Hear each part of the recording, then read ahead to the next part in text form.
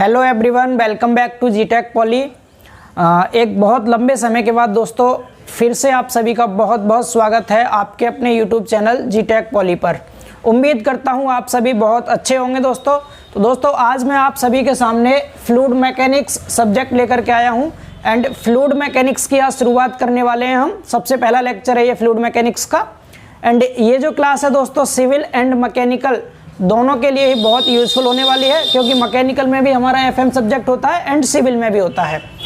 और अगर आप डिप्लोमा के या बीटेक के कॉलेज स्टूडेंट्स भी हैं तो आपके लिए भी ये क्लासेस वेरी हेल्पफुल होने वाली हैं, क्योंकि यहाँ मैं जो भी कुछ पढ़ाऊँगा आपको दोस्तों वो इन डेप्थ पढ़ाऊँगा, बिल्कुल डीपली जाके। मेनली जो हम स्टडी करने वाले हैं वो करेंगे एसएससी जेई के अकॉर्डिंग, लेकिन अगर आप कॉलेज के भी स्टूडेंट हैं तो आपको भी बहुत ज़्यादा हेल्प मिलने वाली है इससे। और सबसे बड़ा बेनिफिट हमारे हिंदी मीडियम वाले बच्चों को भी होने वाला है, क्योंकि मैं यहाँ पर आपको इंग्लिश एंड हिंदी दोनों लैंग्वेज में पढ़ाने वाला हूँ दोस्तों। बेसिकली आपने देखा होगा अगर आप किसी भी यूट्यूब चैनल से एसएससी जेई की तैयारी करते हैं तो वहाँ मोस्टली कंटेंट आपको इंग्लिश में प्रोवाइड किया जाता है, वहाँ हिंदी का कोई जिक्र नहीं होता। बट मैं यहाँ आपको इंग्लिश एंड हिंदी दोनों लैंग्वेज में पढ़ाऊँगा, तो बहुत मज़ा आने वाला है। एंड उम्मीद करता हूँ पुराने सभी लेक्चर्स भी आपको बहुत पसंद आए होंगे जो अब तक हम पढ़े थे। एंड आज जो हम पढ़ने वाले हैं तो सबसे पहले दोस्तों मैं आपको सिलेबस बता दूं एक बार कि इसका सिलेबस क्या है। तो मेनली 10 चैप्टर हैं इसमें और बहुत आसान एंड इम्पोर्टेंट, बहुत ज़्यादा इंपॉर्टेंट चैप्टर्स है। सबसे पहला चैप्टर दोस्तों हमारा इंट्रोडक्शन यानी परिचय। हम सबसे पहले चैप्टर में जानेंगे फ्लूइड मैकेनिक्स का परिचय क्या है, यानी फ्लूइड क्या होता है, मैकेनिक्स क्या है, फ्लूइड मैकेनिक्स क्या है, हाइड्रोलिक्स क्या है, इन सब के बारे में डिस्कस करेंगे, इनकी सबकी ब्रांचेस देखेंगे दोस्तों हम। और उसके बाद सेकंड चैप्टर दोस्तों हमारा प्रॉपर्टीज ऑफ फ्लूइड्स यानी तरल पदार्थों के गुण। फ्लूइड की क्या क्या प्रॉपर्टी होती हैं, बहुत ज़्यादा इंपॉर्टेंट है। एसएससी जेई की बात करूँ मैं दोस्तों तो हर साल 1 या 2 क्वेश्चन प्री में इस चैप्टर से जरूर आते हैं। मोस्ट इंपॉर्टेंट चैप्टर है आपका। एंड तीसरा चैप्टर दोस्तों हमारा हाइड्रोस्टैटिक प्रेशर यानी द्रव स्थैतिक दाब। और चौथा है इसके बाद मेजरमेंट ऑफ प्रेशर यानी दाब का मापन। चौथे में हम मेजरमेंट देखेंगे, प्रेशर का कैसे मेजरमेंट करते हैं, मैनोमीटर, पीजोमीटर सभी के बारे में पढ़ेंगे इसमें। एंड अगला है हमारा फंडामेंटल्स ऑफ फ्लूइड फ्लो यानी फ्लूइड फ्लो के क्या क्या फंडामेंटल्स हैं, यानी मौलिक द्रव प्रवाह क्या है। इसमें हम देखेंगे टर्बुलेंट फ्लो क्या होता है, लेमिनार फ्लो क्या होता है, सभी की बात करने वाले हैं। एंड छठा जो चैप्टर है दोस्तों हमारा वो है ऑरिफिस, यानी इसमें ऑरिफिस के बारे में पढ़ेंगे। इसके बाद 7वां चैप्टर दोस्तों हमारा फ्लो थ्रो पाइप्स यानी पाइप के थ्रू हम फ्लो कैसे करते हैं। एंड अगला है फ्लो थ्रो ओपन चैनल यानी ओपन चैनल के थ्रू हम फ्लो पढ़ेंगे। इसके बाद 9वां चैप्टर हमारा फ्लो मेजरमेंट यानी हम प्रवाह का मेजरमेंट कैसे करते हैं। और लास्ट है आपका 10वां चैप्टर हाइड्रोलिक्स मशीन यानी द्रव चालित मशीनें क्या होती हैं, कौन सी होती हैं, कैसे वर्क करती हैं, सब कुछ जानने वाले हैं हम इसमें। तो टोटल ये है आपके 10 चैप्टर। आप चाहें तो इसका एक बार स्क्रीनशॉट ले लीजिए 10 के 10 चैप्टर्स का। एंड इसके बाद हम स्टार्ट करेंगे आज अपना यूनिट फर्स्ट इंट्रोडक्शन। तो इंट्रोडक्शन जानेंगे आज फ्लूइड में क्या क्या है, कैसे कैसे कवर करने वाले हैं। एंड बेसिक डेफिनेशंस की बात करेंगे। और आज का जो इंट्रोडक्शन है इससे एसएससी जेई में 2 क्वेश्चन बनते हैं, मैं दोनों आपको यहाँ डिस्कस कर लूँगा और बहुत इंपॉर्टेंट टॉपिक है ये। तो चलिए आइए स्टार्ट करते हैं फिर अपना सबसे पहला चैप्टर। तो इसे रफ कर रहा हूँ दोस्तों मैं। इसके बाद फिर हम स्टार्ट कर रहे हैं आज चैप्टर नंबर फर्स्ट।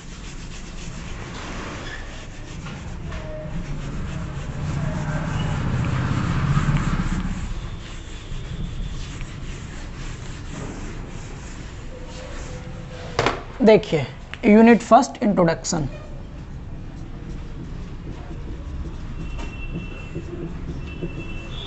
इंट्रोडक्शन यानी परिचय,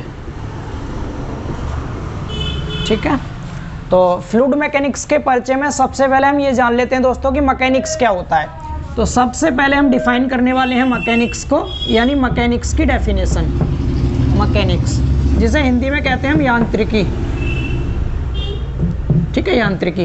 तो आपने फर्स्ट ईयर में पढ़ा होगा, ये फर्स्ट सेमेस्टर में अपने डिप्लोमा या बीटेक टाइम पर, कि मैकेनिक्स क्या होता है, कि जिसके अंदर हम क्या करते हैं दोस्तों फोर्सेस की स्टडी करते हैं, किसी भी बॉडी पर लगने वाले फोर्स की स्टडी करते हैं एंड उन फोर्सों के क्या क्या इफेक्ट्स होते हैं उनको देखते हैं। अगर मैं सीधे सी बात करूं मैकेनिक्स की तो इसकी डेफिनेशन हो जाएगी the branch of science which deals with study of force and there effects on bodies, यानी कि विज्ञान की वह शाखा जिसके अंतर्गत हम किसी भी पिंड पर लगने वाले बलों का एवं उन बलों के प्रभाव का अध्ययन करते हैं। इससे मतलब क्या है दोस्तों, इससे मतलब ये जैसे यहाँ पर कोई बॉडी रखी हुई है, अगर हम इस पर कोई भी फोर्स लगाते हैं तो इस फोर्स की स्टडी करेंगे कि इस फोर्स का मैग्नीट्यूड क्या था, डायरेक्शन क्या थी, एंड इसके अलावा इस फोर्स के कारण इस बॉडी पर इस फोर्स के क्या क्या इफेक्ट होंगे, क्या क्या प्रभाव पड़ेंगे, वो सब पढ़ते हैं मैकेनिक्स में। तो मैं एक लाइन में इसकी डेफिनेशन लिख देता हूँ, ये जेईई में पूछी नहीं जाएगी बट स्टार्टिंग है तो इसलिए मैं आपको लिख दे रहा हूँ। मैं आपको लिख भी दूंगा बोर्ड पर, आप यहाँ से भी साथ साथ अपना राइट डाउन कर सकते हैं। इसके अलावा इस चैप्टर का पीडीएफ भी आपको मैं दूंगा, जितना कुछ पढ़ाऊंगा सभी का पीडीएफ आपको मिल जाएगा। पीडीएफ के लिए आप डिस्क्रिप्शन में जाना, वहाँ से लिंक ओपन करके पीडीएफ डाउनलोड कर लेना, ठीक है। तो अगर मैकेनिक्स की बात करें तो इसकी डेफिनेशन होती है दोस्तों, the branch of science, the branch of science which deals with study of forces and their effects on bodies। यानी अगर ये तो होगी इसकी छोटी सी डेफिनेशन, अगर मैं हिंदी में बात करूं इसके, तो हिंदी में डेफिनेशन होती है दोस्तों, विज्ञान की वह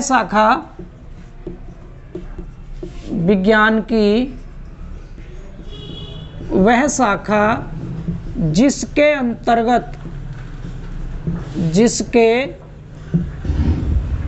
अंतर्गत किसी पिंड पर लगने वाले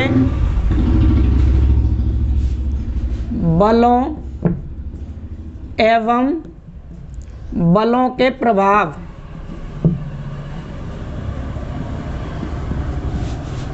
का अध्ययन किया जाता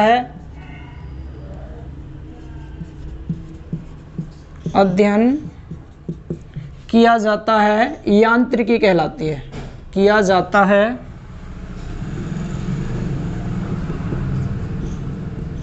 यांत्रिकी कहलाता है। क्लियर? तो इसकी छोटी सी डेफिनेशन है, the branch of science which deals with study of force and there effects on bodies. यानी हम इसमें फोर्स की स्टडी करते हैं मैकेनिक्स के अंतर्गत। इतना क्लियर? तो ये तो छोटी सी डेफिनेशन होगी मैकेनिक्स की। अब बात करते हैं इसके बाद हम मैकेनिक्स की ब्रांचेज कौन कौन सी हैं, एंड उन्हीं ब्रांचों में से एक ब्रांच होगी आपकी फ्लूइड मैकेनिक्स, ठीक है। तो स्पीड थोड़ी सी फास्ट रहेगी क्योंकि थ्योरी पोर्शन है, जहां समझाने की बात होगी मैं समझाऊंगा आपको, बस क्लियरली देखते चलिएगा साथ साथ। आप इसे रफ कर रहा हूं, आप साथ साथ लिख सकते हैं, स्क्रीनशॉट भी ले सकते हैं। अब देखिए, देखते हैं ब्रांचेज ऑफ मैकेनिक्स। तो मैकेनिक्स की मेनली दोस्तों 3 ब्रांच हैं, मैकेनिक्स की टोटल 3 ब्रांच हैं। सबसे पहले बात करें हम, तो सबसे पहला हमारा होता है इंजीनियरिंग मैकेनिक्स,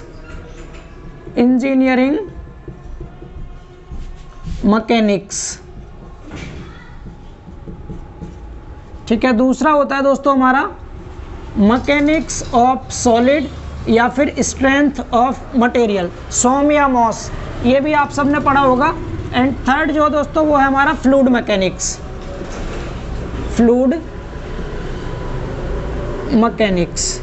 ठीक है। तो इंजीनियरिंग मैकेनिक्स की बात करें दोस्तों हम, इंजीनियरिंग मैकेनिक्स, सोम और फ्लूइड मैकेनिक्स, इन तीनों में डिफरेंस क्या है, तो बहुत बेसिक सा डिफरेंस है इसमें। देखिए, जब हम इंजीनियरिंग मैकेनिक्स में क्या करेंगे दोस्तों हम, ये भी साइंस की ही एक ब्रांच है। तो the branch of science which deals with study of force and there effects on, यहाँ याद रखेंगे रिजिड बॉडी, कौन सी बॉडी, रिजिड बॉडीज। जब हम क्या करते हैं, दृढ़ पिंडों पर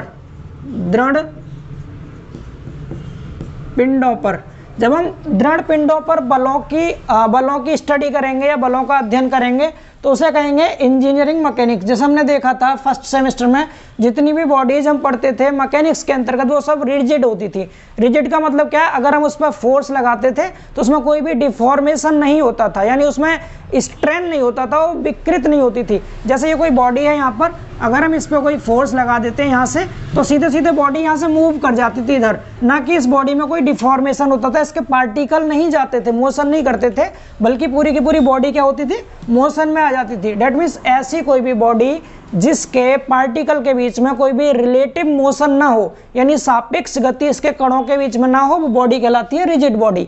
मोस्टली जो आपकी सॉलिड बॉडीज होती हैं वे सभी रिजिड बॉडीज होती हैं, क्लियर ना।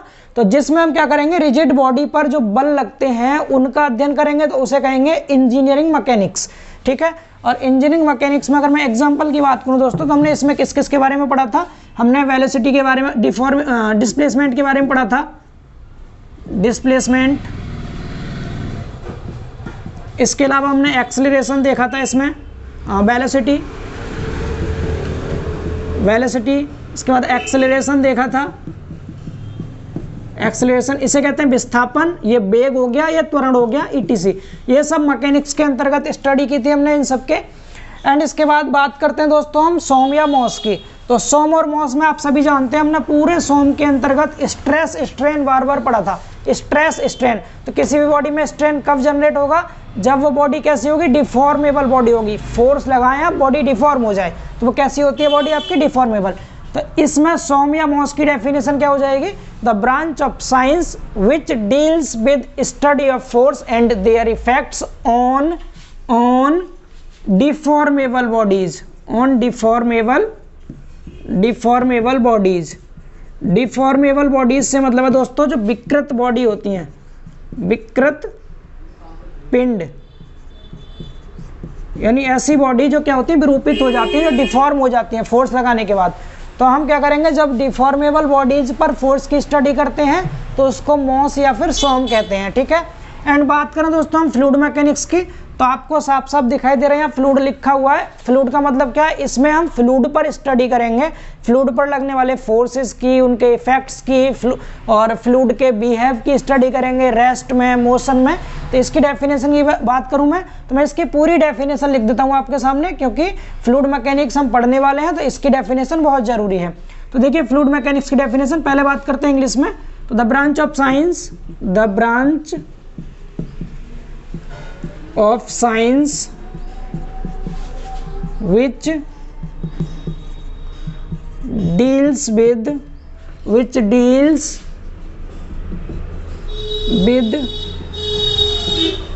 study of force and their effects on fluid at the state of rest and motion। यानी हम अगर इसकी हिंदी में बात करें तो क्या हो जाएगा, विज्ञान की वह शाखा जिसके अंतर्गत हम किस पर, फ्लूइड पर, फ्लूइड मतलब तरल पर बलों का एवं बलों के प्रभाव का अध्ययन करते हैं, किसमें, रेस्ट में या फिर मोशन में।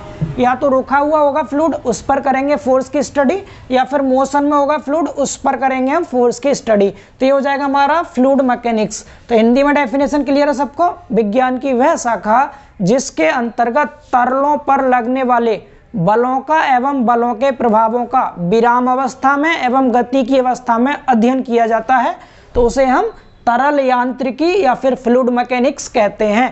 आई होप सो इतना क्लियर हो गया होगा आप सभी को। अब फ्लूइड मैकेनिक्स की डेफिनेशन हमने देख ली, अब बात करेंगे आगे हम हाइड्रोलिक्स की डेफिनेशन क्या होती है। तो अभी तक हमने क्या पढ़ा, मैकेनिक्स की डेफिनेशन पढ़ी। मैकेनिक्स में हमने क्या किया था, बॉडीज के ऊपर हम फोर्स की स्टडी कर रहे थे, यहाँ क्लासीफाई नहीं किया था कि किस तरह की बॉडी के ऊपर हम फोर्स की स्टडी करने वाले हैं। तो सभी प्रकार की बॉडी जितनी भी होती है, सभी बॉडीज पर जब हम फोर्सेस की स्टडी करेंगे तो मैकेनिक्स हो जाएगा। एंड अगर हम केवल रिजिड बॉडी पर, कैसी रिजिड बॉडी पर फोर्सेस की स्टडी करेंगे तो इंजीनियरिंग मैकेनिक्स होगा। अगर डिफॉर्मेबल बॉडीज पर फोर्सेस की स्टडी करेंगे तो स्ट्रेंथ ऑफ मटेरियल या मैकेनिक्स ऑफ सॉलिड होगा। एंड अगर हम फ्लूइड पर, किस पर, फ्लूइड पर फोर्सेस की स्टडी करेंगे रेस्ट और मोशन में, तो फ्लूइड मैकेनिक्स होगा। आई होप सो इतना क्लियर हो गया होगा। अब आगे बात करते हैं हाइड्रोलिक्स की। देखिए हाइड्रोलिक्स क्या होता है, हाइड्रोलिक्स देखने के बाद फिर हम देखेंगे फ्लूइड मैकेनिक्स की ब्रांचेज क्या हैं, उसके बाद हाइड्रोलिक्स की ब्रांचेज क्या हैं, देन आफ्टर आगे बात करेंगे फिर इस सब टॉपिक की। तो देखिए देखते हैं हाइड्रोलिक्स की डेफिनेशन। हाइड्रोलिक्स तो मैंने आप सभी को सर्वे में भी पढ़ाया था। हाइड्रो मीन्स क्या होता है दोस्तों, हाइड्रो मीन्स होता है वाटर। क्या होता है, वाटर। तो जिसके अंतर्गत हम क्या करेंगे, वाटर की स्टडी करेंगे, स्टडी ऑफ वाटर, या आप कह सकते हैं हम क्या करेंगे इसमें, बिहेव्स ऑफ वाटर देखेंगे, वाटर का क्या क्या व्यवहार होगा, अगर उस पर कोई फोर्स लगा दिया जाए तो वो क्या हो जाएगा, हाइड्रोलिक्स हो जाएगा। तो सेम टू सेम डेफिनेशन है हाइड्रोलिक्स की भी, फ्लूइड मैकेनिक्स की ही तरह, बस अंतर कितना है, फ्लूइड मैकेनिक्स में जहाँ पर हमने देखा था कि the branch of science which deals with study of force and there effects on fluid, तो जहाँ फ्लूइड किया था फ्लूइड की जगह सिर्फ आपको क्या लिख देना है, वाटर, क्योंकि हाइड्रोलिक्स में केवल हम वाटर की स्टडी करते हैं, जबकि फ्लूइड मैकेनिक्स में किसकी स्टडी करेंगे, फ्लूइड की। अब फ्लूइड और वाटर में दोस्तों बहुत बड़ा अंतर है, फ्लूइड के अंतर्गत आप सभी को बताऊंगा, आगे पढ़ाऊंगा, फ्लूइड में आपके लिक्विड भी आते हैं, लिक्विड एंड गैसेज भी आती हैं, लिक्विड गैस दोनों चीज आती हैं, जबकि हाइड्रोलिक्स में केवल हम किसकी बात करेंगे, वाटर की बात करेंगे। यहाँ पर हम वाटर एंड गैस दोनों की बात करने वाले हैं, क्लियर ना इतना, तो हाइड्रोलिक्स भी हो गया। अब बात करते हैं फ्लूइड मैकेनिक्स की कौन कौन सी ब्रांचेज है, तो मेनली 3 ब्रांच होती हैं फ्लूइड मैकेनिक्स की, एक होता है फ्लूइड स्टैटिक्स, दूसरा फ्लूइड काइनेमेटिक्स, तीसरा फ्लूइड डायनेमिक, तो तीनों को डिफाइन करने वाले हैं हम। इसके बाद देखेंगे हाइड्रोलिक्स की भी 3 ब्रांचेज है, हाइड्रोस्टैटिक, हाइड्रोकाइनेमेटिक, हाइड्रोडायनेमिक, क्लियर। तो चलिए आगे बात करते हैं हम फ्लूइड मैकेनिक्स की कौन कौन सी ब्रांचेज हैं, तो हेडिंग लिख लीजिए, branches of fluid mechanics, branches of fluid mechanics, fluid mechanics. तो फ्लूइड मैकेनिक्स की 3 ब्रांच है, फर्स्ट इज, सबसे पहली ब्रांच है दोस्तों हमारी फ्लूइड स्टैटिक, फ्लूइड स्टैटिक्स, दूसरा है फ्लूइड काइनेमेटिक्स,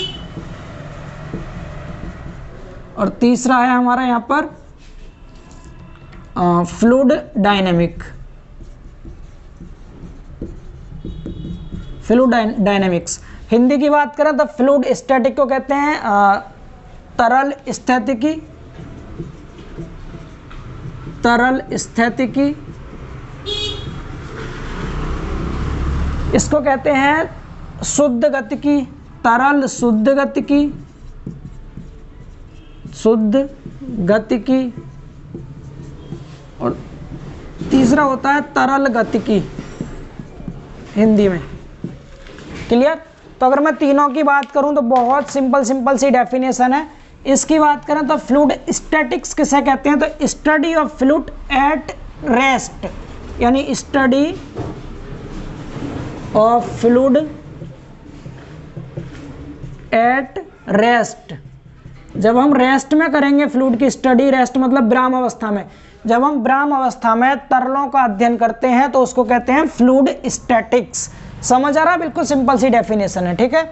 एंड इसके बाद अगर दूसरा बात करें दोस्तों हम, दूसरा है हमारा फ्लूइड काइनेमेटिक्स।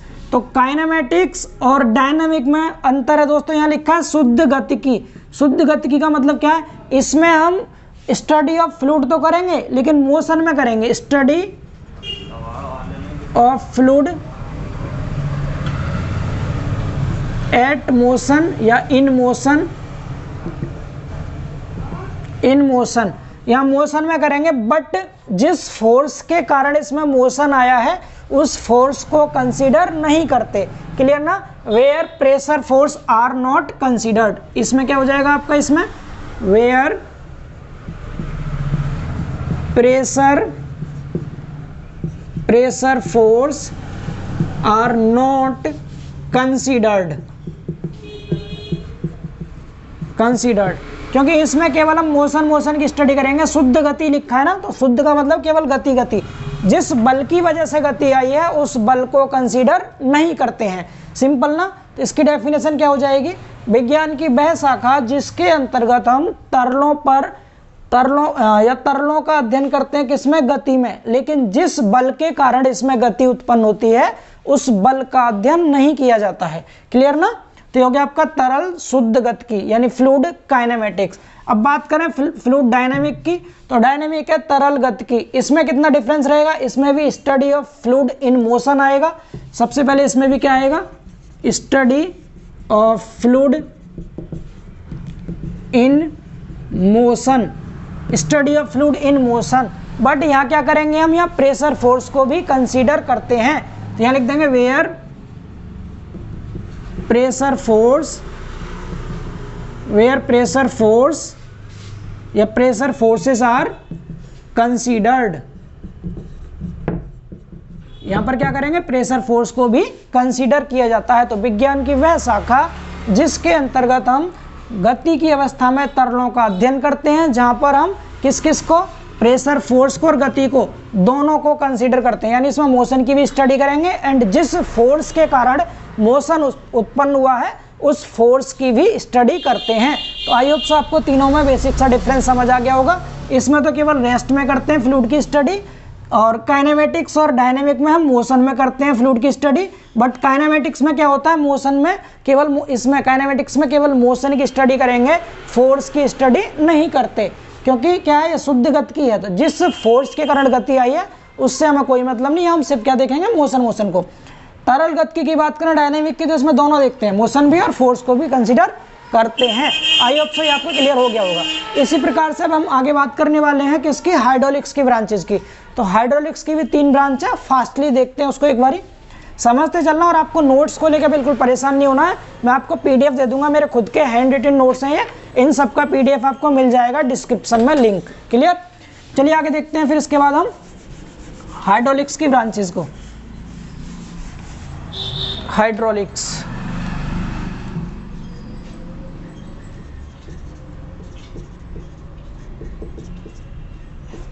हाइड्रोलिक्स, तो हाइड्रोलिक्स में लिखेंगे स्टडी ऑफ वाटर, हमने बताई दिया आपको पीछे, स्टडी ऑफ वाटर, जिसमें हम क्या करते हैं, वाटर की स्टडी करते हैं।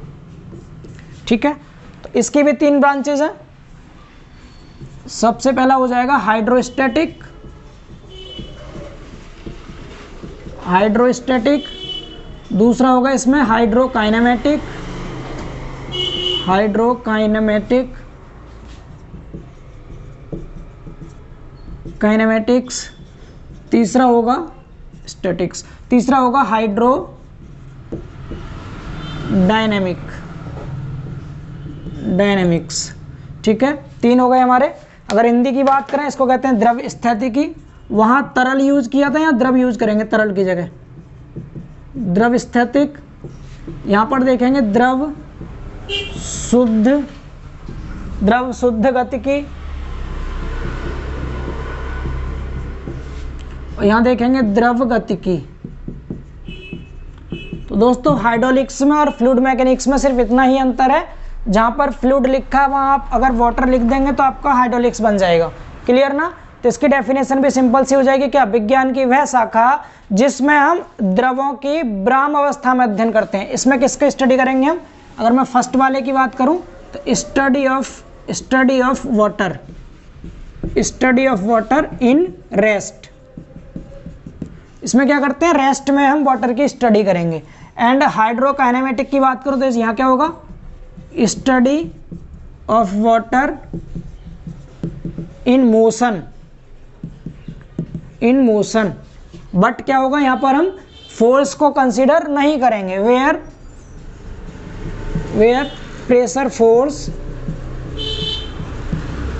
Pressure forces are not considered.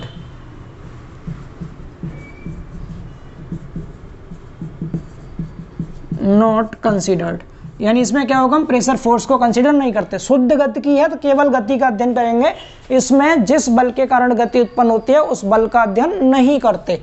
इतना क्लियर। एंड तीसरा अगर बात करें दोस्तों हम हाइड्रोडायनेमिक की, द्रव गतिकी की, तो यहाँ क्या हो जाएगा, study of water in motion where pressure force are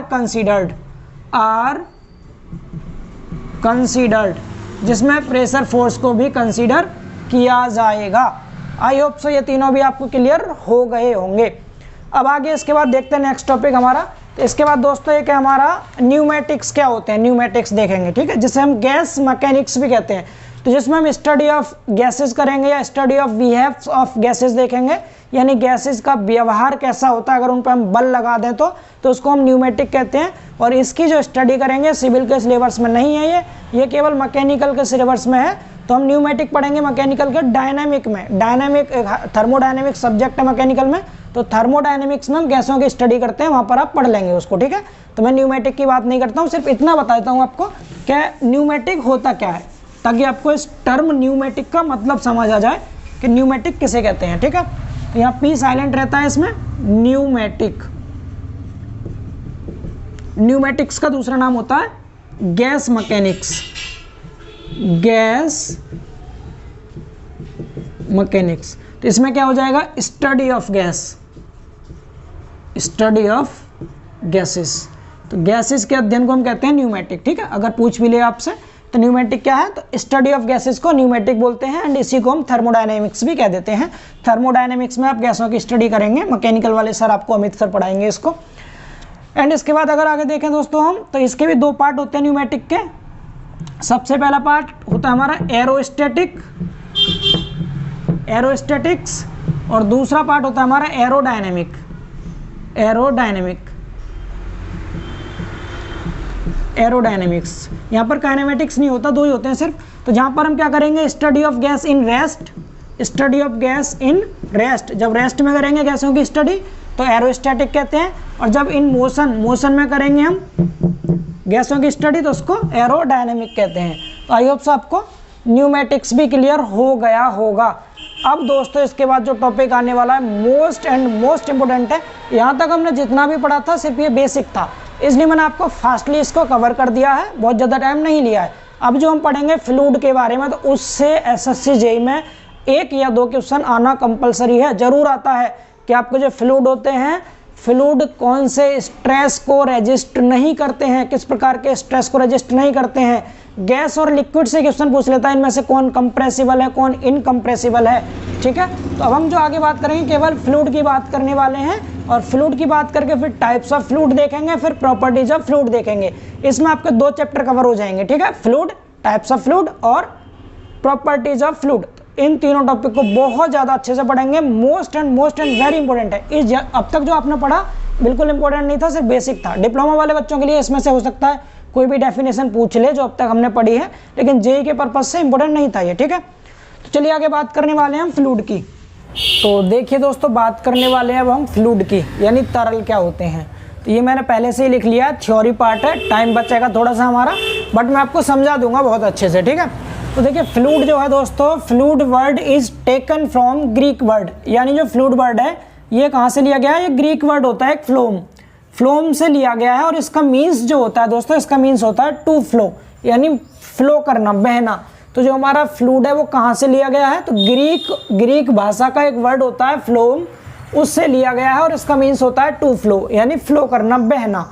इतना क्लियर। डेट मीन्स अगर हम इसकी डेफिनेशन की बात करें तो डेफिनेशन क्या हो जाएगी, fluid is the state of matter which has tendency of flow, यानी इसकी टेंडेंसी कैसी होती है, फ्लो करने की टेंडेंसी होती है। तरल क्या है, पदार्थ की एक ऐसी अवस्था है जिसमें बहने का गुण होता है, जो बह सकता है, जो फ्लो कर सकता है, उसे हम तरल कहते हैं। बिल्कुल सिंपल। कौन कौन से ऐसे मैटर हैं जो बह सकते हैं, जैसे लिक्विड हो गया, द्रव, द्रव में क्या आ गया आपका, दूध हो गया, पानी हो गया, जितने भी लिक्विड हैं वे सब क्या करते हैं, फ्लो करते हैं। एंड गैसेज हो गई आपकी, गैस फ्लो करती हैं। वेपर हो गए, वेपर मतलब बाष्प जो होता है, यानी जो आपके लिक्विड के पार्टिकल्स हैं जब वो गैस में कन्वर्ट हो जाते हैं तो वेपर बन जाते हैं, ठीक है। तो यानी कि लिक्विड, गैस और वेपर ये सब किसके अंतर्गत आते हैं, फ्लूइड के अंतर्गत ही आते हैं ये भी। एंड आगे बात करें दोस्तों, अब इसमें बहने का गुण होता है, आपने देखा अभी क्या होता है, तरल के अंतर्गत बहने का गुण होता है, यानी वे पदार्थ होते हैं तरल जो बह सकते हैं। अब इसमें बहने का गुण आता किसके कारण है, क्योंकि तरल आपका 2 तरह से हो सकता है, एक तो रेस्ट में भी हो सकता है, मोशन में भी हो सकता है। जो मोशन में होगा डेट मीन्स वो बह रहा है, तो इसमें जो बहेगा, ये फ्लो करेगा, वो किसके कारण फ्लो करता है, ये क्वेश्चन पूछा गया है एसएससी जेईई में। तो जो आपका फ्लूइड होता है वो बहता है आपका शियर फोर्स के कारण, यानी fluid is the state of matter, यानी पदार्थ की एक ऐसी अवस्था है, द्रव, जिसमें क्या होता है, बहने का गुण, capable of flowing under the action of shear force. जो शियर फोर्स के कारण बहने का गुण उत्पन्न हो जाता है वो क्या होता है, आपका फ्लूइड होता है। तो फ्लूइड बहने का काम करता है, मतलब ऐसा पदार्थ जो बह सकता है, एंड इसमें जो बहने का गुण आता है वो किसके कारण आता है, शियर फोर्स के कारण आता है, यानी कर्तन बल के कारण आता है। अब ये भी ध्यान रखना है आपको, no matter how small the shear force, यानी ये मैटर नहीं करता कि आपका शियर फोर्स कितना छोटा है, आपने बहुत कम मात्रा में भी अगर शियर फोर्स लगा रखा है तब भी आपका फ्लूइड फ्लो कर सकता है। क्लियर ना। अब ये कर्तन बल, अब ये शियर फोर्स की जगह पर कभी कभी एक दूसरा ऑप्शन भी देता है। आपको पता है जो आपका शियर फोर्स होता है, अगर मैं शियर फोर्स की डेफिनेशन की बात करूं दोस्तों, तो शियर फोर्स हमारा टेंजेंशियल फोर्स होता है। कैसा फोर्स होता है? Tangential force. जो कर्तन बल होता है वो कैसा होता है? टेंजेंशियल फोर्स होता है, यानी स्पर्श रेखीय बल होता है। स्पर्श रेखीय बल। स्पर्श रेखीय बल से मतलब क्या है दोस्तों?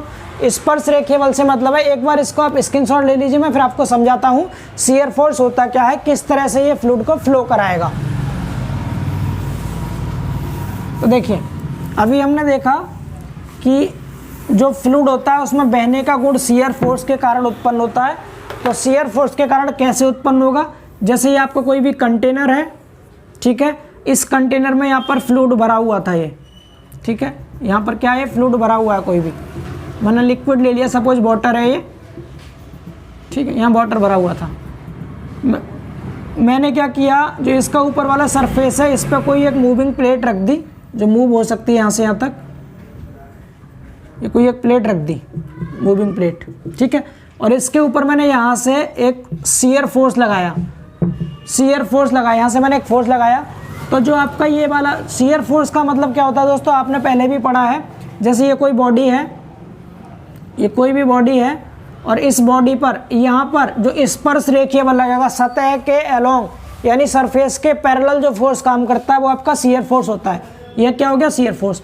जब आपने यहाँ से फोर्स लगाया तो ये मूविंग प्लेट आगे बढ़ेगी, जब आगे बढ़ेगी तो मैं बात करता हूँ, सपोज नीचे से क्या था, ये फिक्स है, नीचे से जो आपका कंटेनर है ये क्या है, यहाँ से नीचे से आपने फिक्स कर रखा है, यहाँ से ये फिक्स था, एंड ऊपर आपने यहाँ पर एक पॉइंट ए ले रखा है, ये पॉइंट कोई बी है, इधर पॉइंट सी है और इधर पॉइंट कोई डी है, ठीक है। आपने क्या किया, इस बी पॉइंट को कंसीडर किया, ये वाला बी पॉइंट जो था, आपने देखा कि जब आपने शियर फोर्स लगाया तो ये बी पॉइंट यहाँ से मूव करके सपोज यहाँ पहुँच गया बी डैश पर, ठीक है, एंड आगे फिर बी से कहाँ पहुँच गया, बी डैश से फिर बी डबल डैश पर पहुँच गया, ठीक है। ऐसे अगर मैं सी पॉइंट की बात करूँ तो जो सी पॉइंट था, फ्लूइड का सी पॉइंट, ये कहाँ पहुँच गया, आगे मूव करके यहाँ से सी डैश पर पहुँच गया, एंड यहाँ से आगे ये सी डबल डैश पर पहुँच गया, इस तरह से। तो यहाँ से बी से ये ए पॉइंट, यानी नीचे तो फिक्स है ये, तो नीचे वाला तो मूव करेगा नहीं आगे, तो इस तरह से मूव करता है ऐसे आगे को, ये ऐसे, यहाँ से C dash C double dash C double dash, इस तरह से। डैट मीन्स कहने का मतलब क्या है दोस्तों, यहाँ पर अगर हम इस शियर फोर्स को ना हटाएं तो इसमें कंटिन्यूअस डिफॉर्मेशन होता रहता है। क्या होता है इसमें? कंटिन्यूअस डिफॉर्मेशन, यानी सतत रूप से क्या करेगा, डिफॉर्म करता रहेगा जब तक कि हम इस शियर फोर्स को ना हटा लें। अगर हम इस शियर फोर्स को लगा रहने दो तो क्या करेगा, फ्लो करता रहेगा, और जैसे हम इस शियर फोर्स को हटा लेंगे तो ये फ्लो करना बंद कर देगा। समझ पा रहे हैं? एंड इस शियर फोर्स की वैल्यू कितनी भी कम क्यों ना हो तब भी ये क्या कर सकता है, फ्लूइड को फ्लो करा सकता है। तो इसमें कंटिन्यूअस डिफॉर्मेशन जो होता है, इस कंटिन्यूअस डिफॉर्मेशन को ही हम फ्लो कहते हैं, यानी बहना, ठीक है, जो कंटिन्यूअस डिफॉर्मेशन हो रहा है। अब अगर मैं बात करूँ, जैसे मैं अगर इसको, अभी हमने देखा ये कंटेनर था, नीचे से फिक्स था, ये यहाँ पर इसमें फ्लूइड भरा हुआ था, ये वाला ऐसे करके, ये पॉइंट ए है, ये पॉइंट बी है, ये बी से यहाँ पहुँच गया बी डैश पॉइंट पर, और यहाँ से हमने जो ये वाला जो आपका लाइन बनी है, अगर यहाँ देखें वर्टिकल से, ये पहले वर्टिकल था, अब कैसा इंक्लाइंड हो गया, तो इसके बीच में यहाँ जो एंगल बनता है जिसको आप थीटा या फाई कह सकते हैं, ये जो फाई होता है दोस्तों, इसको हम कहते हैं शियर स्ट्रेन। इसको क्या कहते हैं? शियर स्ट्रेन, यानी कर्तन विकृति बोलते हैं इसको, ठीक है। इसको क्या कहेंगे हम? कर्तन विकृति कहते हैं। तो आपको यहाँ तक अभी इतना क्लियर हो गया कि जो फ्लूइड होता है उसमें बहने का गुण होता है, और इसमें शियर फोर्स के कारण बहने का गुण आता है। शियर फोर्स की मात्रा कितनी भी कम क्यों ना हो तब भी ये बहना शुरू कर देगा। अब एक बात बताना, आपने इस पर शियर फोर्स लगाया और ये बहना शुरू कर दिया, तो क्या ये शियर फोर्स को रेजिस्ट कर पाया? क्या ये विरोध करता है शियर स्ट्रेस का? तो ये क्वेश्चन भी अगला पॉइंट जो आपका पूछा जाता है कि जो आपका फ्लूइड होता है वो शियर स्ट्रेस को रेजिस्ट नहीं करता। तो अगला पॉइंट क्या हो जाएगा आपका? अगला पॉइंट हो जाएगा the state of matter, the state of matter, यानी पदार्थ की वह अवस्था, the state of matter which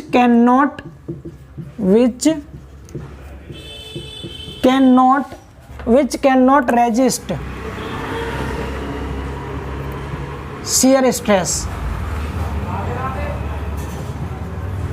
shear stress यानी कि ये क्या करता है, शियर स्ट्रेस को रेजिस्ट नहीं करता। ये क्वेश्चन पूछा गया है, जो आपका फ्लूइड होता है वो कौन से स्ट्रेस का विरोध नहीं करता, तो ये किसका, शियर स्ट्रेस का विरोध नहीं करता, कर्तन प्रतिबल का विरोध नहीं करता, कर्तन प्रतिबल का विरोध नहीं कर सकता, नहीं कर सकता। यानी जैसे ही आप इस पर क्या करेंगे, कोई भी शियर फोर्स लगाएंगे या शियर स्ट्रेस लगाएंगे, ये फ्लो करना स्टार्ट कर देगा, उसको रेजिस्ट नहीं कर पाता। इतना समझ आ रहा है। या तो लिखा आएगा can not resist shear stress, shear stress को रेजिस्ट नहीं करता, या फिर कभी कभी ऐसे भी देता है लिख करके can not sustain, sustain shear stress. Sustain से मतलब होता है दोस्तों, सस्टेन मतलब होता है झेलना, यानी ये शियर स्ट्रेस को झेल नहीं पाता, ठीक है, या वहन नहीं कर पाता, इसको सह नहीं पाता, वहन या सहन कुछ भी कह सकते हैं आप, ठीक है, यानी कि इसको झेल नहीं पाता, सस्टेन नहीं कर पाता। ये भी पूछ सकता है आपसे कि फ्लूइड कौन से स्ट्रेस को सस्टेन नहीं करता है या कौन से स्ट्रेस को रेजिस्ट नहीं करता है, तो ये शियर स्ट्रेस को रेजिस्ट नहीं करता, यानी शियर स्ट्रेस का विरोध नहीं करता, या कह देगा शियर डिफॉर्मेशन का विरोध नहीं करता, can not resist, can not resist shear deformation, shear deformation, shear deformation का भी विरोध नहीं करता ये। यानी कि अगर आप थोड़ा सा भी शियर स्ट्रेस लगा देंगे तो इसमें कंटिन्यूअस डिफॉर्मेशन आ जाएगा, लगातार फ्लो करना शुरू कर देगा ये, जब तक कि हम इस शियर स्ट्रेस को ना हटा लें इसके ऊपर से, जब तक शियर फोर्स को ना हटा लें। इतना क्लियर हुआ, 3 पॉइंट क्लियर हुआ है। फ्लूइड में बहने का गुण होता है, फ्लूइड में बहने का गुण शियर फोर्स के कारण आता है, एंड ये शियर स्ट्रेस को रेजिस्ट नहीं करता, ठीक है।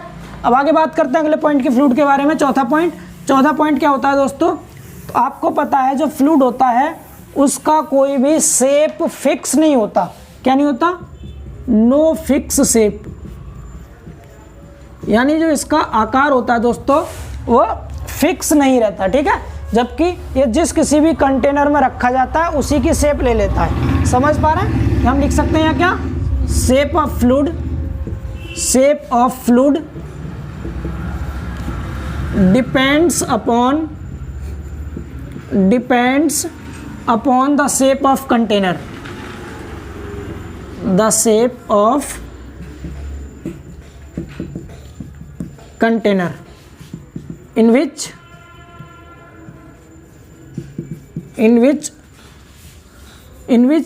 fluid is filled up, fluid is filled, यानी जिसमें फिल किया जाता है फ्लूइड उसी की शेप को ले लेता है, ठीक है। इसकी कोई निश्चित शेप नहीं होती है, या सीधे कह सकते हैं इसकी कोई डेफिनेट शेप नहीं होती, ठीक है। क्या हो गया आपका, फ्लूइड की कोई भी निश्चित शेप नहीं होती है, इसकी शेप फिक्स नहीं होती है, जिस किसी भी ये बर्तन में रखा जाता है उसी की शेप ले लेता है। जैसे अगर हमने किसी भी रेक्टेंगुलर कंटेनर में रख दिया तो ये रेक्टेंगल शेप ले लेगा ऐसे करके, ठीक है, इस तरह से। अगर मैं इसी को उठा करके किसी सर्कुलर कंटेनर में रख दिया या किसी गोलाकार बर्तन में रख दिया, सपोज दैट थाली में रख दिया आपने इसको, तो इस थाली का शेप ले लेगा, सब तरफ फैल जाएगा ये। समझ पा रहे हैं, तो इसका जो होता है शेप फिक्स नहीं होता, बट वॉल्यूम इसका फिक्स होता है। वॉल्यूम क्या होता है इसका, वॉल्यूम इसका फिक्स होता है, ठीक है।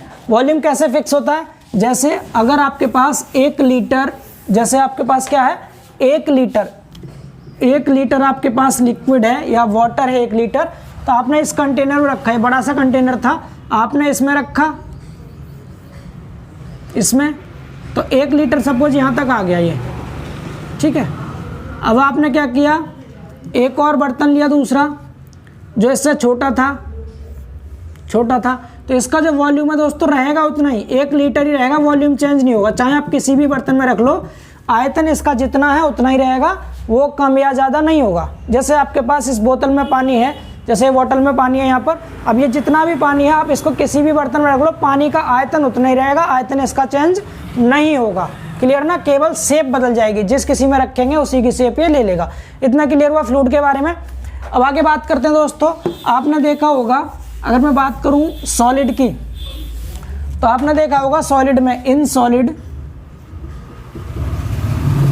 सॉलिड के केस में देखा था दोस्तों आपने क्या कि जो स्ट्रेस होता है वो डायरेक्टली प्रोपोर्शनल होता है किसके, स्ट्रेन के। स्ट्रेस क्या होता है, स्ट्रेन के डायरेक्टली प्रोपोर्शनल होता है, हुक्स ने बताया था, हुक्स लॉ में आप सबने पढ़ा होगा ये, ठीक है।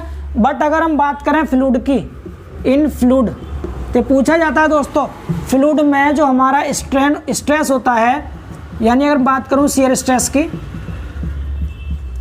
शियर स्ट्रेस जो होता है वो डायरेक्टली प्रोपोर्शनल होता है स्ट्रेन के ना होकर के रेट ऑफ स्ट्रेन के होगा, या मैं इसको कह दूंगा स्ट्रेन रेट के, स्ट्रेन रेट के डायरेक्टली प्रोपोर्शनल होता है, या इसी का दूसरा नाम होता है डिफॉर्मेशन रेट। दूसरा नाम क्या होगा इसका, डिफॉर्मेशन रेट। डिफॉर्मेशन रेट के डायरेक्टली प्रोपोर्शनल होगा। कैसे होगा, तो अभी मैंने आपके सामने एक डायग्राम बनाया था यहाँ पर, जैसे हमने देखा था यहाँ पर इसका एक सिरा मैंने फिक्स कर दिया था नीचे से, सपोज ये फिक्स था, यहाँ से ये पॉइंट ए है, ये पॉइंट बी है, हमने देखा बी पॉइंट यहाँ बी डैश पे पहुँच गया, यहाँ पहुँचा तो यहाँ पर एक एंगल बन गया फाई ए, ठीक है। यहाँ से यहाँ तक डिफॉर्म हुआ, फिर यहाँ से आगे ये बी डबल डैश पर डिफॉर्म हो गया, यहाँ पर इस तरह से ये, ठीक है। तो हम यहाँ पर ये नहीं बता सकते इसमें डिफॉर्मेशन कितना हो रहा है, बट ये बता सकते हैं टाइम के अकॉर्डिंग कितना डिफॉर्मेशन हो रहा है। तो डेट मीन्स क्या हो गया, जो शियर स्ट्रेस होगा इसमें, जिसे हम टाउ से डिनोट कर सकते हैं, वो डायरेक्टली प्रोपोर्शनल किसके होता है, स्ट्रेन रेट के। स्ट्रेन रेट का मतलब क्या है, जो इसमें स्ट्रेन हुआ या डिफॉर्मेशन हो रहा है उसका रेट ले लेंगे। जैसे एंगल यहाँ फाई बन रहा था, सपोज ये क्या बन रहा है, एंगल फाई बन रहा है या थीटा बन रहा है, तो हम यहाँ क्या कह देंगे, D phi upon D T. या अगर आपने यहाँ थीटा ले रखा है तो थीटा को क्या बोल देंगे आप, D theta upon D T.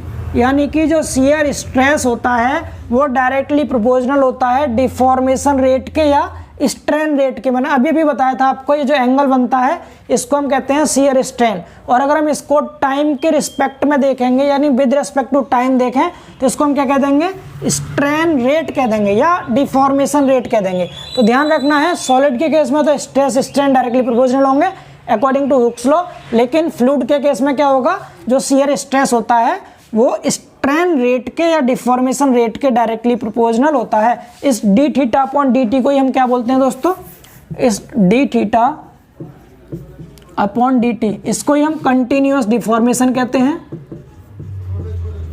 Continuous deformation, deformation, या फिर हम इसी को कहते हैं फ्लो। कंटिन्यूअस डिफॉर्मेशन को ही क्या कहते हैं, फ्लो कहते हैं, यानी कंटिन्यूअस फ्लो हो रहा है। इतना समझ आया यहाँ तक। इसके बाद आगे देखते हैं कौन सा पॉइंट है। फिर एक पॉइंट और है दोस्तों, अगर आपका जो फ्लूइड है वो रेस्ट में होगा, रेस्ट में होगा तो उसके लिए मोहर सर्किल सरफेस कैसा होता है, ये क्वेश्चन भी पूछा जाता है, ठीक है। अब बिल्कुल परेशान ना हो, एक एक पॉइंट समझते चले बस, उसके बाद मैं आपको PDF दे दूंगा, PDF से आप नोट्स बना लीजिएगा, ठीक है। आगे बात करते हैं क्या, फॉर फ्लूइड, अगला पॉइंट है फ्लूइड का ही है, फॉर फ्लूइड एट रेस्ट। जब फ्लूइड कैसा है, रेस्ट में है, यानी विराम अवस्था में है आपका जो तरल है वो, तो उस केस में क्या होगा, तो आपको अभी बताया था क्या कि जो इसमें बहने का गुण आता है, जो फ्लो करने का गुण आता है, वो आता है शियर फोर्स के कारण, क्लियर, या शियर स्ट्रेस के कारण। अब जब ये रेस्ट में है, जब ये फ्लो कर ही नहीं रहा, तो इस केस में क्या होगा, आपका जो शियर स्ट्रेस है दोस्तों वो जीरो हो जाएगा। शियर स्ट्रेस क्या हो जाएगा, जीरो हो जाएगा, टाउ की वैल्यू। तो ध्यान रखना, जब भी कोई फ्लूइड कैसा होगा, रेस्ट में होगा, तो उस केस में शियर स्ट्रेस जीरो रहेगा। फिर इस पर किस तरह का स्ट्रेस कार्य करेगा, तो जैसे मैंने यहाँ पर एक फ्लूइड ये भरा हुआ था इस कंटेनर में, यहाँ पर क्या था, ये इस कंटेनर में फ्लूइड भरा हुआ था और आपने कह दिया रेस्ट में है, ये रुका हुआ है, ठीक है। जब रुका हुआ है तो इसके सरफेस पे जो टाउ लगता है वो हो जाएगा जीरो, शियर स्ट्रेस का मान हो गया जीरो। एंड इस पे काम करेगा सिर्फ नॉर्मल स्ट्रेस, ऊपर से जो लगेगा ये वाला क्या होता है, नॉर्मल स्ट्रेस होता है, जिसको मैंने सिग्मा एन से दिखा दिया। अब ये जो नॉर्मल स्ट्रेस होता है दोस्तों, ये एटमॉस्फेरिक प्रेशर के बराबर होगी, इसकी वैल्यू एटमॉस्फेरिक प्रेशर के बराबर होगी, PATM के बराबर होगी, ठीक है, नॉर्मल स्ट्रेस की। तो इसमें केवल नॉर्मल स्ट्रेस काम करता है, शियर स्ट्रेस का मान 0 होता है। ध्यान रखना, जब भी कोई फ्लूइड रेस्ट में होगा उसमें केवल और केवल नॉर्मल स्ट्रेस कार्य करता है, शियर स्ट्रेस 0 हो जाता है। और नॉर्मल स्ट्रेस भी कौन सा होगा, वायुमंडलीय दाब के बराबर इसमें नॉर्मल स्ट्रेस काम करेगा। जो आपका एटमॉस्फेरिक प्रेशर कार्य कर रहा है उस फ्लूइड के ऊपर, वही क्या होगा, नॉर्मल स्ट्रेस होगा। तो अगर मैं बात करूं इसके मोहर सर्किल का सरफेस इसका कैसा होगा, तो आपको मैंने स्ट्रेंथ ऑफ मटेरियल में यानी सोम में पढ़ाया था मोहर सर्किल के बारे में कि यहाँ पर हम क्या लेते हैं, नॉर्मल स्ट्रेस लेते हैं। अगर इधर होगा तो टेंसाइल लेंगे, टेंसाइल को पॉजिटिव लेते हैं, एंड इधर बात करें तो कंप्रेसिव लेते हैं, कंप्रेसिव जो होता है वो नेगेटिव लेते हैं, इस साइड को नेगेटिव। एंड यहाँ बात करें तो ऊपर क्या लेते हैं, शियर स्ट्रेस लेते हैं, शियर स्ट्रेस, ठीक है। इधर क्या लेते हैं, शियर लेते हैं, ऊपर नेगेटिव शियर होता है, नीचे पॉजिटिव। इसमें उल्टा काम करते हैं, वाई एक्सिस पे ध्यान रखिएगा, यानी टाउ लेते हैं हम, ठीक है। यहाँ भी शियर स्ट्रेस की वैल्यू, मैं सीधे टाउ लिख रहा हूँ यहाँ पर, यहाँ भी टाउ, अब यहाँ भी टाउ। तो इसका मतलब क्या, टाउ की वैल्यू तो 0 थी, अब ये लग रहा था नॉर्मल प्रेशर। अब नॉर्मल कैसे लग रहा है, कंप्रेसिव लग रहा है नीचे की ओर, नीचे की ओर लग रहा है। तो नॉर्मल स्ट्रेस की जो भी वैल्यू होगी ओरिजिन से इस साइड कहीं यहाँ पर, यहाँ कहीं क्या शो करेगा, ये पॉइंट सरफेस को शो करता है दोस्तों। ये क्वेश्चन भी पूछा जाता है, पॉइंट सरफेस को शो करेगा। अगर कोई भी फ्लूइड रेस्ट में है तो वह मोहर सर्किल, मैं यहाँ लिख देता हूँ, मोहर्स सर्किल, मोहर सर्किल के सरफेस पर, मोहर सर्किल सरफेस पर केवल एक पॉइंट शो करता है। ये डायग्राम आपसे पूछ सकता है कि अगर कोई भी फ्लूइड रेस्ट में है तो इनमें से कौन सा डायग्राम उसके लिए सही होगा। तो ध्यान रखना ये सही होगा। रेस्ट के केस में फ्लूइड यहाँ पर शो होगा, पॉइंट सरफेस को शो करेगा। क्यों शो करेगा, क्योंकि शियर स्ट्रेस तो 0 हो गया, तो बाई एक्स पर तो लेंगे नहीं हम, क्योंकि बाई एक्सिस पे क्या हो गया, ये इसकी वैल्यू 0 हो गई, ठीक है। अब बात करें एक्स एक्सिस पे, तो नॉर्मल स्ट्रेस आता है एक्स एक्सिस पे, टेंसाइल होता तो इधर आता पॉजिटिव की तरफ, और कंप्रेसिव नेगेटिव की तरफ। तो नीचे को दब रहा है, ये कंप्रेसिव है, तो इस केस में नेगेटिव की साइड आ जाएगा। यहाँ पर पॉइंट सरफेस को ये शो करता है। आई होप सो इतना समझ आ गया होगा आपको। अब आपका फ्लूइड का पार्ट हुआ खत्म। अब इसके बाद बात करते हैं फ्लूइड के 2 मेन टाइप हैं आपके, कौन कौन से, लिक्विड है और गैस है। तो बेसिक सा डिफरेंस देख लेते हैं, लिक्विड और गैस में क्या डिफरेंस होता है, ठीक है। उसके बाद फिर मैं आपको साथ साथ लिक्विड गैस के अलावा सॉलिड की भी कुछ प्रॉपर्टी बता दूंगा। तो ठोस, द्रव, गैस, तीनों में डिफरेंस कर लेंगे हम एक बारी, जिससे आपको अच्छे से क्लियर हो जाए। तो सबसे पहले मेन बात करते हैं दोस्तों किसकी, लिक्विड की और गैस की। लिक्विड और गैस में क्या डिफरेंस है बेसिक सा। तो मैं पहला पॉइंट लिख देता हूँ आपको, फिर समझा देता हूँ उन्हें। तो देखिए दोस्तों, difference between liquid and gas. तो लिक्विड और गैस में क्या डिफरेंस है, बेसिक से छोटे छोटे 4 पॉइंट लिखे हैं मैंने, जो आपको जानना जरूरी है। सबसे पहला पॉइंट दोस्तों दोनों का कॉमन है कि लिक्विड की भी कोई निश्चित शेप नहीं होती, ये भी कंटेनर की शेप को ले लेता है। जिस किसी भी कंटेनर में हम इसे रखते हैं उसी की शेप ले लेता है।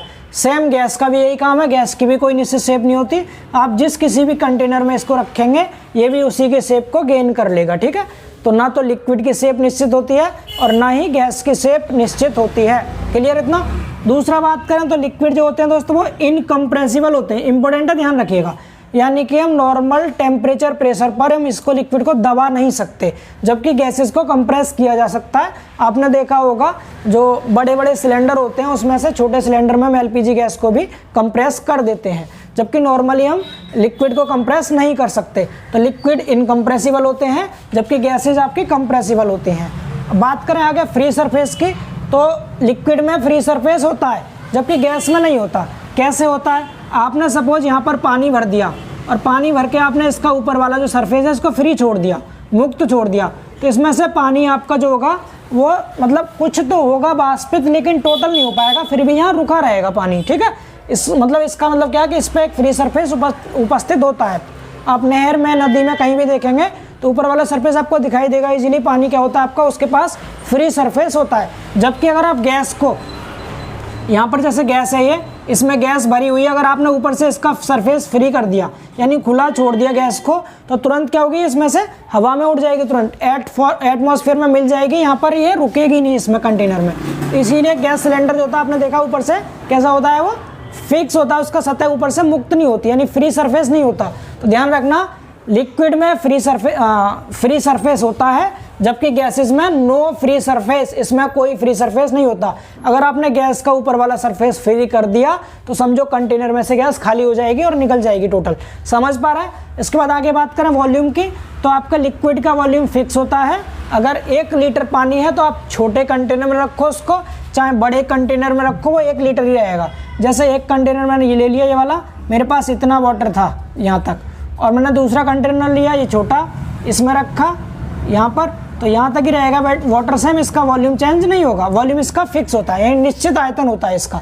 जबकि गैस की बात करें तो गैस को आप अगर छोटे सिलेंडर में रखेंगे उसमें भी ऊपर तक भर जाएगा, बड़े में रखेंगे तो उस बड़े में ऊपर तक भर जाएगी वही गैस। आपने 1 लीटर गैस किसी सिलेंडर में भरवा ली, सपोज 1 kg, सपोज आपने क्या किया किसी सिलेंडर में भरवा ली, तो छोटा सिलेंडर होगा तो उसका टोटल आयतन ले लेगा वो। बड़े सिलेंडर में रखेंगे तो बड़े सिलेंडर टोटल में फैल जाएगा वो। डेट मीन्स क्या हो गया कि ये वॉल्यूम भी क्या करता है, कंटेनर के वॉल्यूम के बराबर ही इसका वॉल्यूम हो जाता है। ठीक है, तो इसका कोई निश्चित वॉल्यूम नहीं होता, जिस किसी भी कंटेनर में आप इसे रखेंगे उसी के वॉल्यूम को ये ले लेता है। तो इसका ना तो शेप निश्चित होता ना ही वॉल्यूम निश्चित होता, जबकि इसकी शेप निश्चित नहीं होती लेकिन वॉल्यूम इसका निश्चित होता है। आई होप से इतना क्लियर हो गया। अब मैं थोड़ा सा आपको बेसिक सा डिफरेंस बता देता हूँ लिक्विड, गैस और सॉलिड में, तीनों में क्या डिफरेंस है, उसके बाद हम क्लास को क्लोज करेंगे। एंड इसके बाद आपका जो अगले टॉपिक्स हैं टाइप्स ऑफ फ्लूइड या प्रॉपर्टीज ऑफ फ्लूइड, वो नेक्स्ट लेक्चर में देखेंगे। ठीक है, तो एक बारी जल्दी से देख लेते हैं ठोस, द्रव, गैस तीनों में क्या अंतर है। तो देखिए दोस्तों, मैंने कुछ बेसिक से डिफरेंस लिखे हुए हैं सॉलिड, लिक्विड और गैस में। तो 5-6 पॉइंट हैं, आपको ऑलरेडी पता है पहले से, जस्ट मैं रिवाइज करा रहा हूँ आपको। तो जैसे कि पहला पॉइंट है सॉलिड की बात करें दोस्तों, हम जो ठोस होते हैं, आपको पता है कोई भी अगर बॉडी ठोस है, सपोज क्या है ये ठोस है, तो क्या होगा, इसका शेप निश्चित रहेगा, ठोस जैसा होता है सेम वैसा ही रहेगा वो, जिस शेप का, जैसे ये है सॉलिड है ये, तो ये डस्टर सॉलिड है आपका, तो आप इसको किसी भी कंटेनर में रखो, कहीं भी रखो, इसकी शेप निश्चित है, यही रहेगी। ठीक है, एंड अगर वॉल्यूम की बात करें तो इसका वॉल्यूम भी क्या है, फिक्स है। ऐसी लिक्विड की बात करें तो लिक्विड का शेप फिक्स नहीं होता, ये जिस किसी भी बर्तन में रखा जाता है उसी का शेप ले लेता है, जबकि इसका वॉल्यूम फिक्स होता है। ठीक है, तो याद रखना सॉलिड का शेप एंड वॉल्यूम दोनों फिक्स होता है, लिक्विड का केवल वॉल्यूम फिक्स होता है, शेप फिक्स नहीं होता। जबकि गैस का ना तो वॉल्यूम फिक्स होता है और ना ही शेप फिक्स होती है। क्लियर।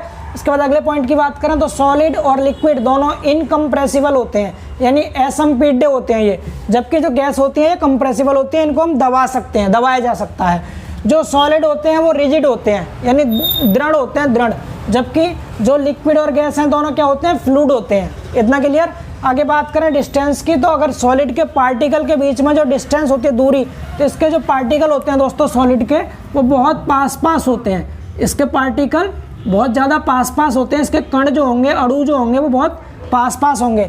जबकि गैस के जो लिक्विड के जो पार्टिकल होते हैं ठोस की अपेक्षा थोड़े दूर होते हैं। ठीक है, एंड अगर गैस की बात करें तो गैस के पार्टिकल बहुत ज़्यादा दूर होते हैं दोस्तों। क्लियर। क्या हो गया, distance between particles small, solid में कैसी होती है, स्मॉल होती है, डिस्टेंस कम होंगे, इनकी दूरी कम होगी पार्टिकल के बीच की।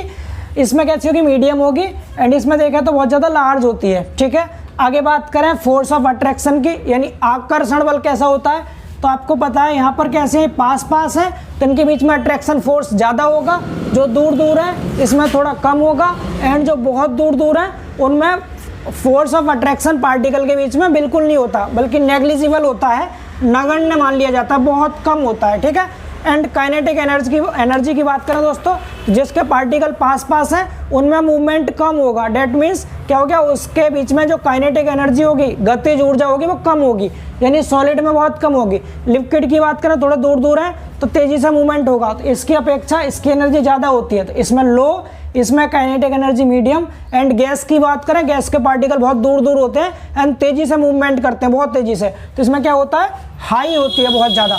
क्लियर ना। तो ये आपके सॉलिड, लिक्विड, गैस, इस तरह से क्या हो गया, आपके तीनों को मैंने डिफरेंस बता दिया आपको। उम्मीद करता हूँ समझ आ गया होगा। तो आज के जो लेक्चर में दोस्तों इंपॉर्टेंट पॉइंट था बस लिक्विड के बारे में था, जेई के पर्पज से, फ्लूइड के बारे में, कि जो फ्लूइड होता है वो जो बहता है तो उसमें बहने का गुण किसके कारण आता है, एंड वो किसको रेजिस्ट नहीं करता है। तो 2-3 मेन पॉइंट थे जेई के पॉइंट ऑफ व्यू से, एंड बेसिक सा चैप्टर था, इंट्रोडक्शन था। उम्मीद करते हैं कि आपको क्लियर हो गया होगा। फिर भी आपको नोट्स की नीड होगी तो मैं आपको नोट्स मैंने पहले ही कह दिया है, आपको इन सभी नोट्स का पीडीएफ मिल जाएगा आज के लेक्चर का। तो पहला जो चैप्टर था इंट्रोडक्शन, ओवरऑल चैप्टर कवर हो चुका है। अब इसके बाद नेक्स्ट लेक्चर से हम देखेंगे टाइप्स ऑफ फ्लूइड और प्रॉपर्टीज ऑफ फ्लूइड। तो तो इसी तरह से चैनल के साथ बने रहिएगा एंड अपने सभी दोस्तों को ज़रूर बता दें कि जीटेक पॉली पर अब सिविल और मैकेनिकल के सब्जेक्ट्स पढ़ाए जा रहे हैं एंड जेई के पॉइंट ऑफ व्यू से भी, कॉलेज के पॉइंट ऑफ व्यू से भी। अगर आप कॉलेज स्टूडेंट्स हैं डिप्लोमा या बीटेक के, तो उसके लिए भी आपको बहुत हेल्प होगी एंड अगर आप जेई की प्रिपरेशन करते हैं तो आपको मोस्ट ज़्यादा हेल्प होगी। ठीक है, तो चलिए दोस्तों, फिर मिलते हैं इसके बाद बहुत जल्द नेक्स्ट वीडियो में। तब तक आप इसकी प्रैक्टिस कीजिए, अपने नोट्स बनाइए एंड अपना ध्यान रखिए। Bye bye, take care.